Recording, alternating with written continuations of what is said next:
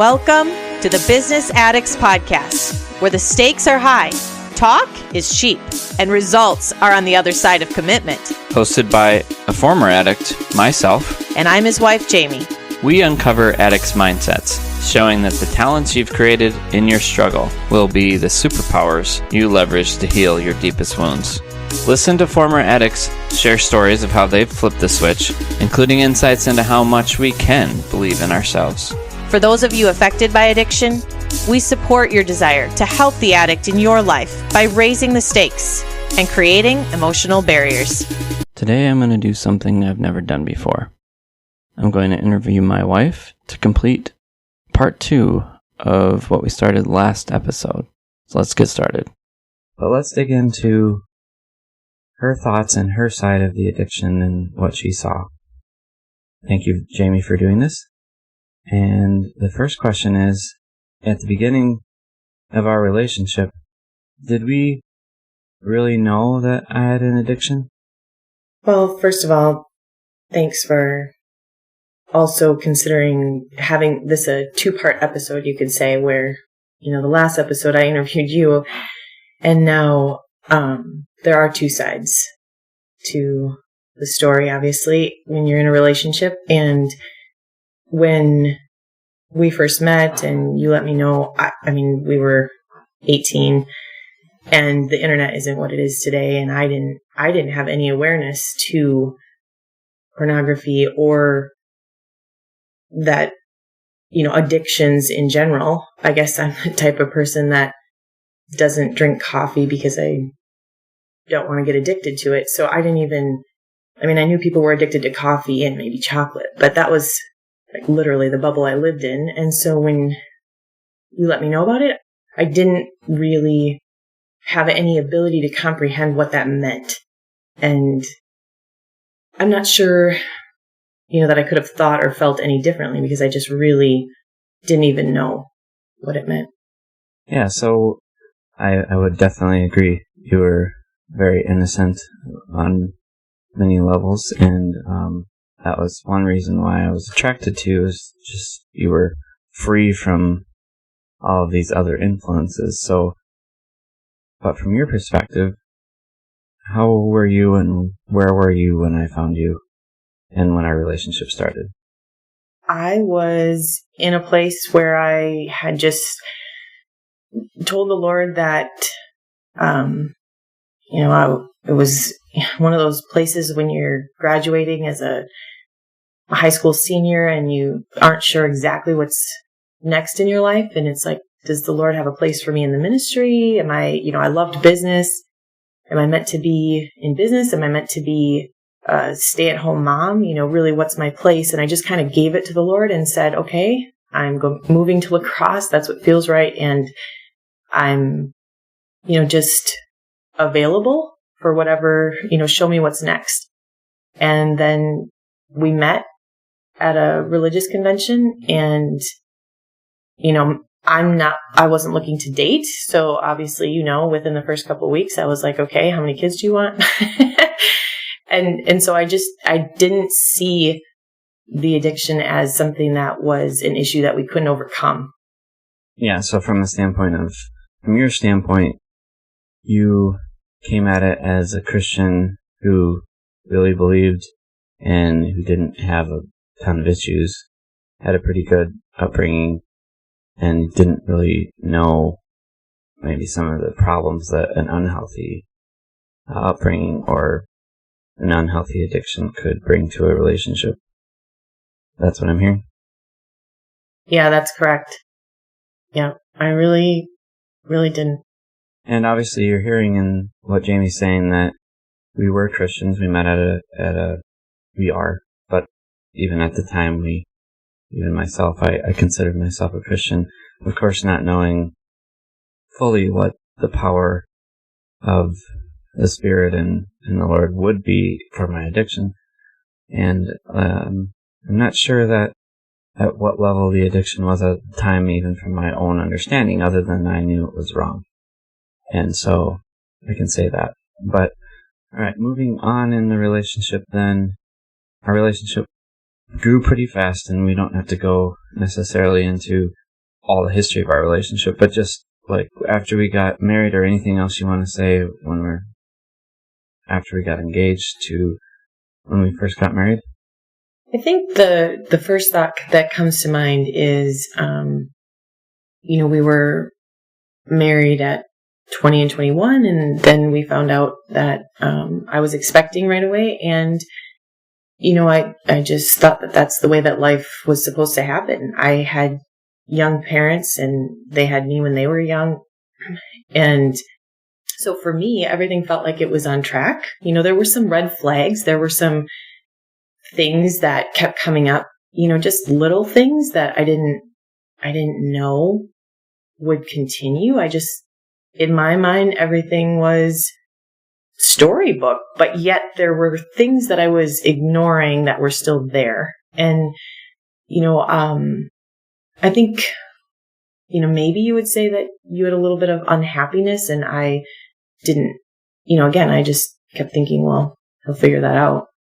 And then after we had our son and you let me know that it had come up again, that there had been an issue and that you had bought a magazine, I was completely, like, all the emotions. Shock, devastated. Like, what in the world is this junk? And pretty sure you knew it. Yeah, that would be an understatement. Jaime has always been good at communicating her feelings to me, and definitely never hid them. So that was appreciated. But let's back up just a bit. You tell a story often of, like, early in our relationship. Maybe one of the first dinners you made for me. What was the difference in the way that we approached supper? It seems like such a little thing, but yet at the time it was huge to me. So I grew up thinking that, we were going to eat meals together, and that, quality time is my love language. And I'm not sure, for me, I'm Italian, so making meals and spending time together, and we weren't allowed to bring books to the table because, hello, it's family dinner time. And so I would come home from work, and, I'd get there like an hour before you did. And I was like, oh, awesome. I made this great meal in an hour, and I'd put it on the table. And then you would grab a magazine and sit down and like put it kind of up between us. And I was like in shock. I honestly, I didn't know what to do. And technically, obviously when we look back at the way you grew up, there's not really a way that you would have known what I was thinking. And I didn't communicate that kind of stuff well. So, and then, after dinner, you would like grab a magazine and go sit in the living room. It was like, okay, I get to do dishes by myself too. Thanks. Yeah, I think that, what I'd like to point out here for those of us on the addict side of this, discussion is that a lot of the secrets for why we've chosen the path we've chosen have to do with our growing up. And not that we want to sit here and start blaming our parents for things. All parents make mistakes. We are parents. We make mistakes. But at the same time, we have to be willing to investigate what are the triggers that we had as kids? What is the lifestyle that we grew up in? What did we not think is possible? What dreams did we leave behind? All of those types of things.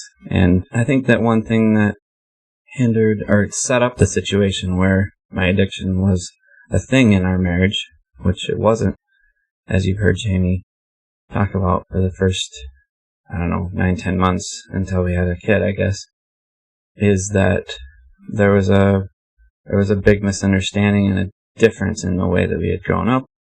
And obviously I'm being really selfish and not really understanding about how to communicate with her and sit down and have a meal and enjoy life together, even though we had a very great time dating each other. So just wanted to point that out as we go through your side of the story, Jaime.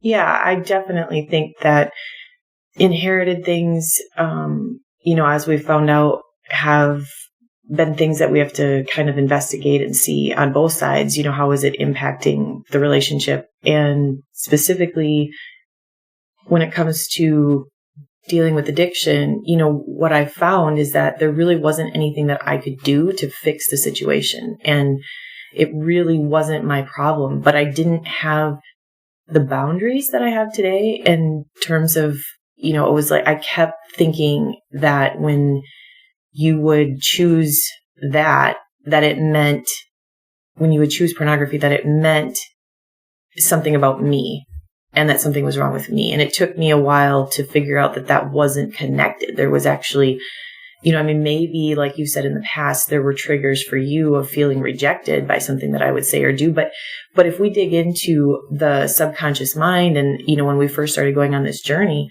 the first thing that came up for you was that it wasn't safe to love. And once I had started to set boundaries and say, actually, I do love you. I just don't love the person that you're being sometimes. And I need to work on myself. I would stop engaging in the drama and the cycle of sabotage that you had. And I would be like, why are we here again? This doesn't make any sense to me. And so that's when, we started going down this route where there must be something else that we're missing, because, I knew that you wanted to stop. I knew that you didn't want to be doing it at this point, and yet you still were, and there was still sabotage. And so anyway, speaking to that, it wasn't safe for you to love. I didn't, because the people, you can speak to that, but when you're in a relationship and love, it's not safe to give and receive love, then that makes it almost impossible for the other person. Yeah, clearly love is a really big part of a relationship. And I'd like to dig into a little bit more about you as far as when you say you were willing to be there for me, you knew it wasn't, you were internalizing some of this yourself, maybe taking it personally. Is there anything about you in love that affected you being vulnerable or wanting to give instead of set up those boundaries that you talk about? What I understand today is that I've been an enabler, and I didn't, an enabler takes away the consequences that people would really receive, the natural consequences. And so, I didn't, for some reason, again, I didn't know this. I thought I had confidence. I thought I had, good self-talk, but there were a few signs that I didn't totally value myself at the level that would set up healthy boundaries and say, that's on you, and not take it personally. The things that, I don't know, I thought of myself, an enabler sees themselves as a problem solver, and they need to be needed. And so I had a need to be needed. I kept the house running.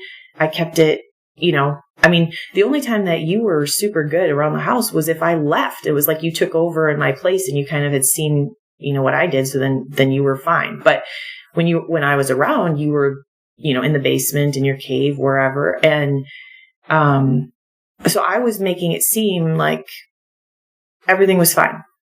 And the kids and I, we got this, And so for some reason, that seems fine on the surface. But the reality is that it was actually a lack of value for myself. And I still struggle with understanding, because it doesn't look wrong. It's like one of those Facebook pictures, that everything looks right. And it's like, well, what's wrong? And so I don't know if that answers your questions. Maybe you can help me, maybe you can ask more questions to help me dig into it. But that's what comes to mind. Yeah, I think it's still something that we're trying to figure out. But whatever that is that wanting to be needed, is it that you're feeling like love takes something from you, like you've got to give something to get love in return or something like that? I don't think so. I felt that it was safe to give and receive love. Like I said, quality time is my love language. So if people play games with me or spend time talking to me, I'm in love. Things are good. Yeah. So what about if I if I'm pulling away from you and I'm, was it you chasing after me and saying, hey, or like a different type of neediness, like a neediness on both sides, needing connection. Or thinking that, I don't know. Is it you taking it personally that I'm pulling away? Or what's coming up when you ask that question is Tony Robbins, and he talks about the 6 basic human needs, and the first 4 are your need for certainty, a need for uncertainty, a need for connection and love, and a need for significance. And I think both of us had unhealthy needs in different categories. I think we've talked about this a little bit. I grew up in a family where there was drama, and drama was normal. And if you didn't have drama, you made drama. So, I liked a little uncertainty. I'm the kind of person that'll park in a different place every time, or leave the house from a different way every time, just so there's a little uncertainty. But there may have also been a need for love and connection. And at that time, when we were young in our relationship, my mom was being diagnosed with breast cancer, and we started to see that things may have looked good in that relationship, but maybe there was a lack of love. And so from my perspective, I think I grew up feeling loved, thinking I was loved. But what I saw in my mom was that she was an enabler. And so maybe, taking that on and believing that my place was to serve my husband. And I guess, I don't know, that's what's coming to mind, but I feel like there's more here. Serve your husband and deal with whatever drama I come up with. That kind of thing. Yeah. Yeah, I want to say something about uncertainty. Yeah, go ahead. I realized recently, and I've said this to a few people, that Jaime, when we're going somewhere, Jaime only gives me part of the directions, like the next step. And she likes uncertainty so much that we go past the next, road or whatever, and then she'll give me what I need to do next.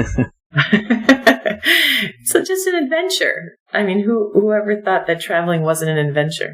Yeah. So, some of these things, I guess kind of the point of this conversation as you see us struggle through part of this is that, especially in the first parts of your relationship, like we think we understand each other. There's something deep inside of us that does understand each other. And there's a connection when you really love someone. But there's a lot of, deep subconscious things that come into the relationship. And it does take time to figure out what those triggers are and what's the reason that we respond to each other differently. What's the reason that we deal with stress differently, that kind of thing. So can you tell us a little bit more about how you helped to change this journey and how you contributed to me making a change?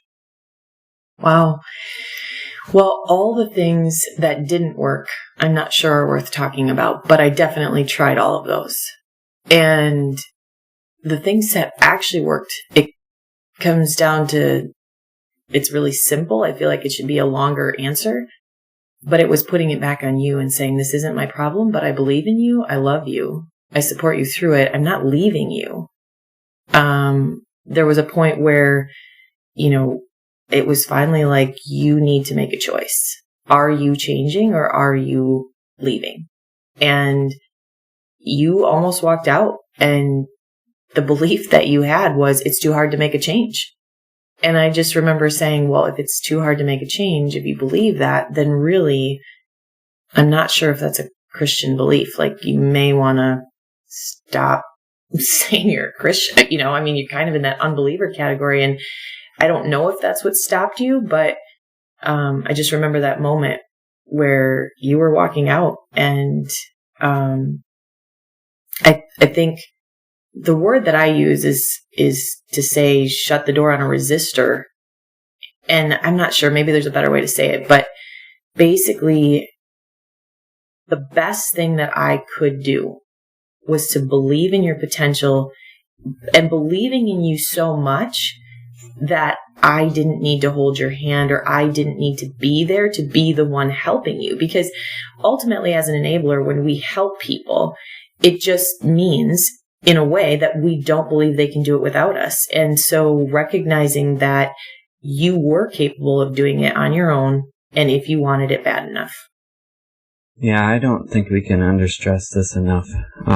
When you are, say you're an addict, let's go on my side of the conversation just for a second, and you're sitting there, and you know that the person that your life really should be with loves you, supports you, but yet you're wrestling with this whole mindset, right? Like the mindset of an addict, the mindset that somehow we're actually okay, and if we just do the next thing, then everything will be better. And why is this other person, the person that we're victimizing, why is that person trying to make us change? Why is that person affecting our life? And do they really love us? And do they really accept us? And all of that. When that's all going on in your mind, and your spouse really does believe in you, does take the approach of a Christian that loves you completely, you feel that, that's actually so beneficial. Now, it doesn't make that choice a lot easier. I still had to make the choice. I still had to choose between a life that I dreamed of and a life that was just a continuation of the problems that we had. But, and I'm not saying this is just one choice, but several times when you're bringing that energy to the conversation as a spouse, as a supporter, not as an enabler, I just want to underscore the power of that. Well, and really, it's the real love without fear. And what we believe today is that it's biblical, right? That true love doesn't mean enabling, doing things for people, letting them destroy the relationship. Like it's coming from a different place completely. Yeah, I think one thing that maybe we can point out here at the end is that Jaime's superpower is in believing in other people, and she believes maybe a little bit less in herself, but she's working on that, and that is something that was really helpful in the struggle. She consistently believing in me, and this isn't like just something where you're just going around talking about believing in someone. This is actual action. This is actual belief. And there's an energy there where you feel that. And everyone in Jaime's life feels this, okay? So, I mean, just all of the people she's worked with, etc.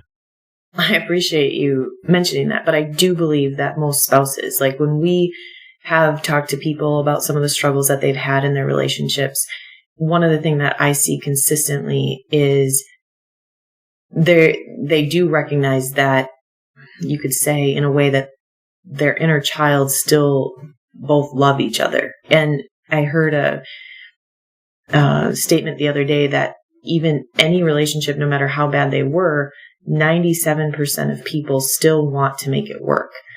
And that's a huge number. That's a super high number. And that means to me that when our energy is good and when our energy is able to connect, that there's a whole, you can't deny that exists.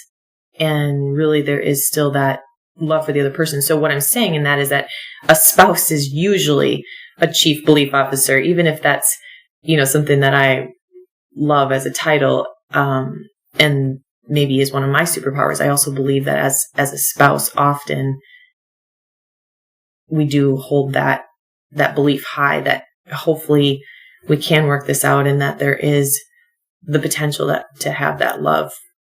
Yeah, very much agree. So as far as if you were to speak to the people that are going through something and offer them hope, going through an addiction, on your side of the addiction, journey, and you want to offer them hope that whoever the person is that they're believing in, that they can be healed, what would you tell them about the end of the journey to give them hope? Well, first of all, it's worth it.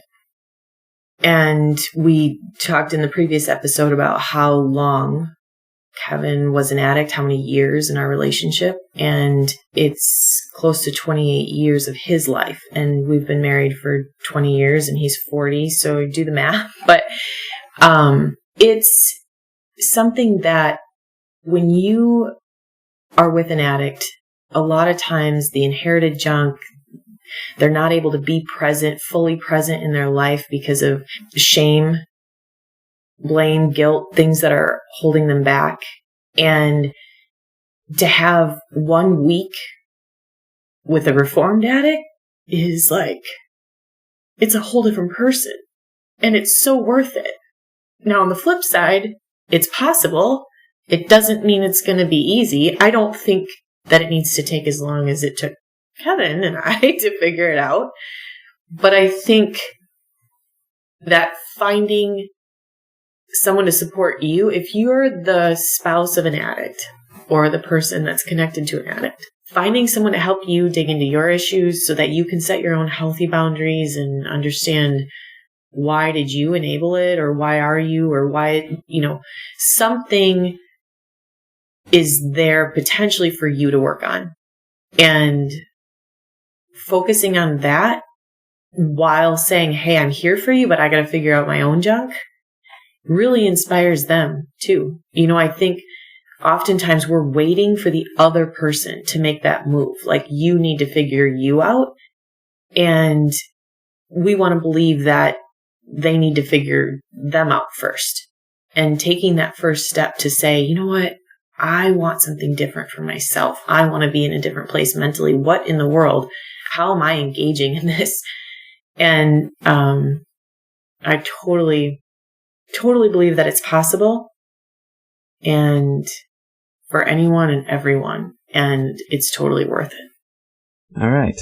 Thank you very much. And we're not doing this just to air our dirty laundry and just try to get sympathy for everything that we've been through.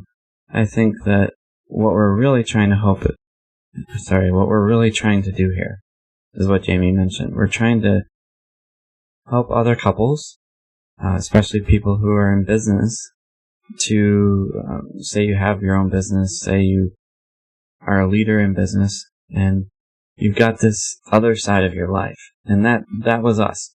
And we're trying to share the parts of our journey that hopefully can give you some spark to make your journey faster.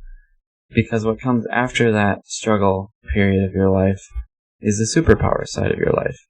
And that's really what we want to support. We believe in your potential. We believe in the after, the beyond the struggle, the superpower part of your life. Thank you for asking those questions and taking me back, through a journey. It's not everything. Obviously, this is a short period of time to discuss, 20 years worth of thoughts and feelings. However, I really think that what you said is true, that we want to share it as a message of hope that it is possible, and that the work that we've done, the energy that there is between us now and how we handle struggles and how we work together is so much different and so much more beautiful, and I'm very, very thankful for it. Thank you. Yeah, and we'll be digging into other parts of our journey as we talk to other addicts, and we talk to some of our coaches and other people that helped us along the journey. So we look forward to that in the future, and we'll talk to you soon. Thank you for tuning in. And to stay in touch, email us at info@businessaddictspodcast.com.